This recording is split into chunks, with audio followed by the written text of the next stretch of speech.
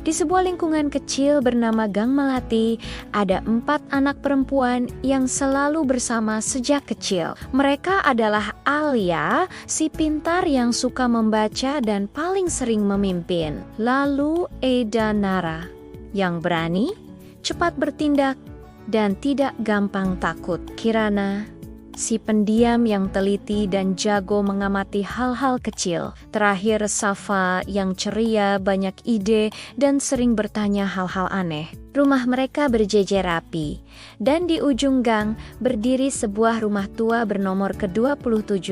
Rumah itu sudah lama kosong. Catnya mengelupas, jendelanya selalu tertutup, dan pintunya berderit jika tertiup angin. Orang-orang dewasa di Gang Melati sering berkata, "Jangan main ke sana, tidak ada apa-apa." Tentu saja, larangan itu justru membuat keempat sahabat itu semakin penasaran. Suatu malam, Safa tiba-tiba berlari ke rumah Alia dengan wajah tegang. "Alia, aku lihat lampu menyala di rumah nomor 27, bisiknya. Tentu saja teman-temannya tidak langsung percaya. "Tidak mungkin," kata Kirana. "Rumah itu kan kosong." Tapi Safa bersikeras, "Aku lihat sendiri." Keesokan sorenya, mereka berempat sepakat untuk menyelidiki. Dengan sepeda masing-masing, mereka berhenti di depan rumah nomor ke-27. Gerbangnya memang terkunci rapat, tapi di tanah yang berdebu terlihat ada jejak kaki baru. Kirana langsung jongkok untuk mengamati. "Ini bukan jejak lama," katanya. "Bentuknya masih jelas sekali." Nara menelan ludah, sedikit gugup.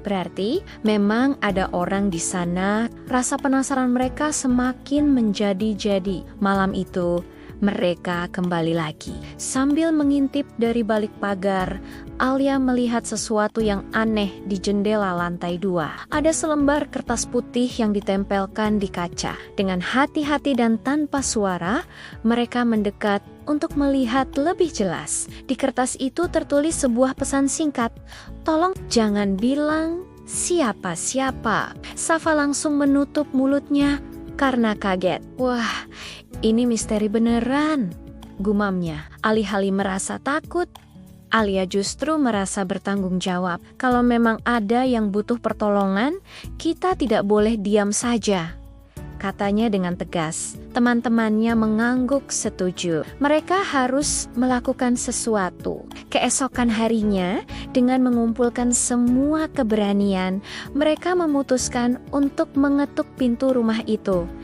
Tok, tok, tok, tidak ada jawaban. Setelah menunggu beberapa saat, Nara iseng mendorong pintu itu pelan-pelan. Ternyata pintunya tidak terkunci dan langsung terbuka. Di dalam, suasananya remang-remang dan penuh debu. Mereka melangkah masuk dengan sangat hati-hati. Di ruang tengah, mereka menemukan seorang nenek tua sedang duduk di kursi dengan kaki diperban. Nenek itu tampak terkejut melihat mereka, tapi kemudian tersenyum lemah. "Maaf ya sudah menakuti kalian," katanya dengan suara pelan. Nenek kejatuhan tangga waktu membersihkan rumah peninggalan orang tua nenek ini. Ponsel nenek rusak, dan nenek tidak ingin membuat orang lain panik. Ternyata nenek itu adalah Bu Ratna, pemilik asli rumah nomor 27 yang selama ini tinggal di luar kota. Beliau baru kembali diam-diam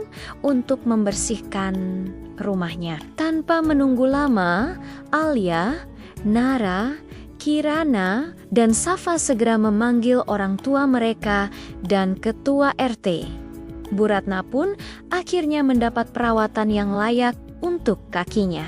Sejak hari itu, rumah nomor 27 tidak lagi gelap dan menyeramkan. Rumah itu kembali hidup. Setiap sore, Bu Ratna sering duduk di teras sambil tersenyum hangat melihat 4 anak perempuan pemberani itu bermain di gang. Suatu hari, Bu Ratna memanggil mereka, "Kalian bukan hanya anak-anak yang pemberani, katanya, tapi kalian juga punya hati yang sangat baik. Keempat sahabat itu saling pandang dan tertawa bahagia. Misteri pertama mereka telah terpecahkan, dan petualangan itu membuat persahabatan mereka menjadi semakin kuat. Terima kasih sudah menonton cerita petualangan mereka. Jangan lupa untuk like, komen, dan subscribe ya, supaya tidak ketinggalan cerita seru lainnya. Sampai